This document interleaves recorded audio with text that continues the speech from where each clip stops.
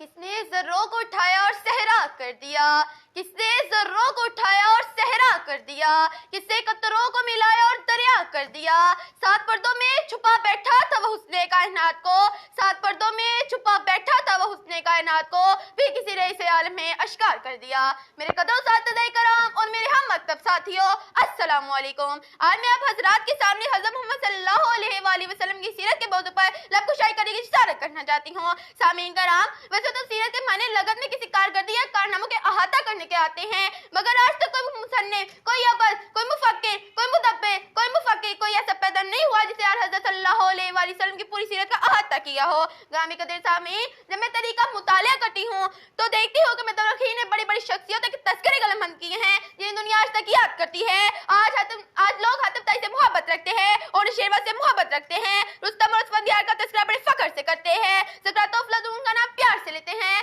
تو میں ذات اکثر کی سیرت کو کیوں نہ کروں جو کہ تمام کمالات کا مجموعہ تھی، لیکن یہ حقیقت تھی جو ان لوگوں میں کمال پایا جاتا تھا وہ ناقص تھا اور میرے پیغمبر کا ہر کمال کامل تھا۔ رسول ہاشمی صلی اللہ علیہ وآلہ وسلم کی عدد سے کیا نسبت جنہیں عرب کے انتقامی اور ظالمانہ ماحول میں انصاف کے میٹھے چشمے جاری کر دیے اور جسے اعلان کیا تھا اگر محمد کی بیٹی فاطمہ بھی چوری کرتی تو اس کا بھی ہاتھ کاٹ دیا جاتا۔ میں سقراط و افلاطون کے علم و حکمت سے انکار نہیں کرتے، مگر اس باب العلم و حکمت کے کیا کہنے کہ جسے عرب کے انتقامی اور ظالمانہ ماحول میں تنہا مقابلہ کیا۔